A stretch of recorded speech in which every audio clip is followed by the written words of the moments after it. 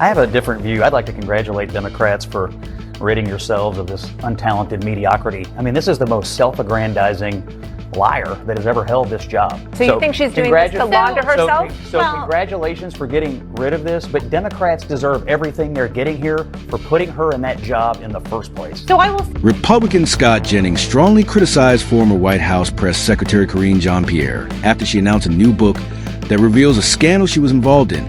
Welcome to NERC News. It seems like Jean-Pierre's attempt to rebrand herself isn't going well. After spending years defending a struggling administration, it's hard for her to claim she's now an independent and honest voice. Some believe the most surprising part is in her book, but how major media outlets are still treating her as if she's credible.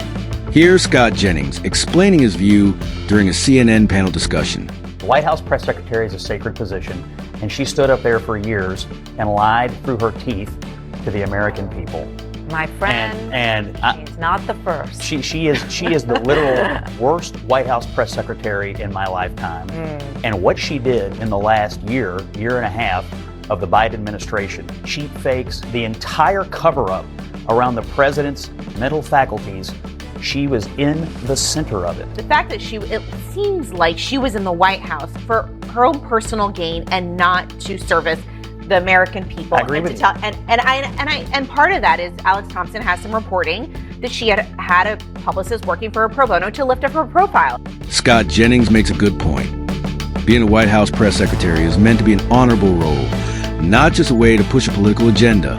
But Karine Jean-Pierre often used a position to avoid questions, criticize reporters, and deny what many people felt was obvious, that President Joe Biden was struggling, the administration had problems, and the public wasn't being told the full truth. For example, she once laughed when CNN's Don Lemon asked if President Biden had the energy to serve another term. She also regularly dismissed questions from Fox News reporters, even when the questions were valid.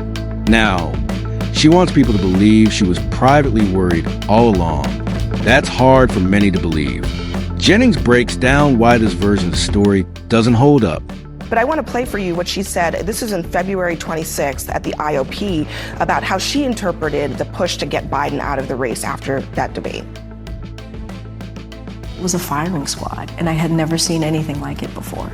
I'd never seen a party do that in the way that they did. And it was hurtful and sad to see that happening. A firing squad around a person who I believe was a true patriot, a person who I believe did everything that he can for this country. So if you're looking for her to throw Biden under the bus, I don't think this book is going to be that. I agree with you. I don't think she will, although I would argue that it's pretty disloyal to leave the political party that, gave you your biggest career shot that you've ever had. But I tend to agree with you. I mean, I think the things we've learned in the last 2 years is that the two least credible sources of information in this world are the Gaza Health Ministry and Karine Jean-Pierre.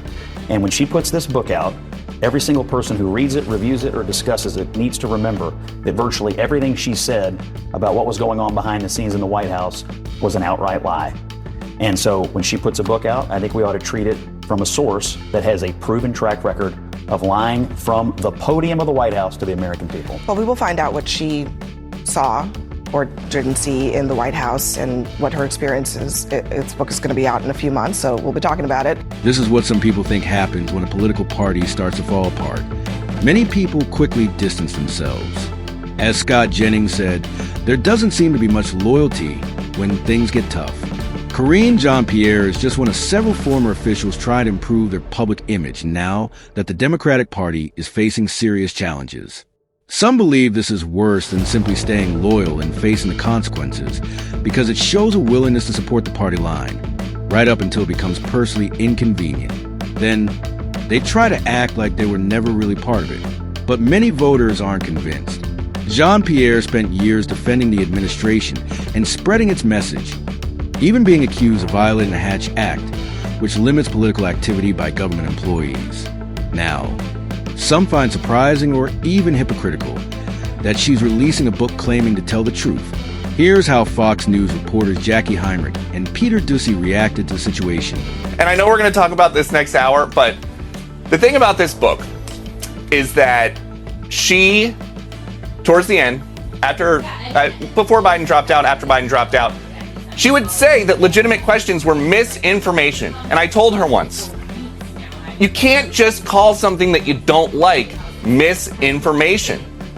And so I don't know how she is going to square being the public face of saying things that we now know were not true about the president and about policies. I don't know how she's now going to come out and say, you know what, just because I swore on camera that things were okay. Actually, here's what was really going on. I just think it's interesting that she's saying she wants to, move away from the partisanship of things, because I remember when Karine Jean-Pierre suggested that all the videos of Joe Biden at his worst were cheap fakes and deep fakes and misinformation, when they were in fact the video that we as a press corps collected, on site, certainly not the product of AI.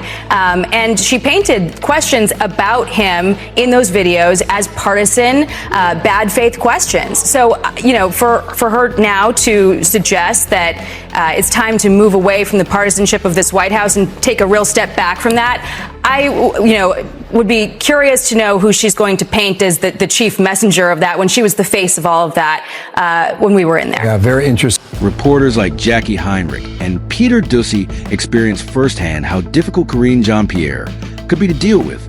They often clashed with her during press briefings, where she avoided questions, pushed scripted talking points, and accused others of spreading false information, all while refusing to answer directly. Now, she's trying to rebrand herself and sell a story of personal growth. But many people remember her as not just ineffective, but as someone who defended a struggling administration with arrogance and dishonesty. What do you think?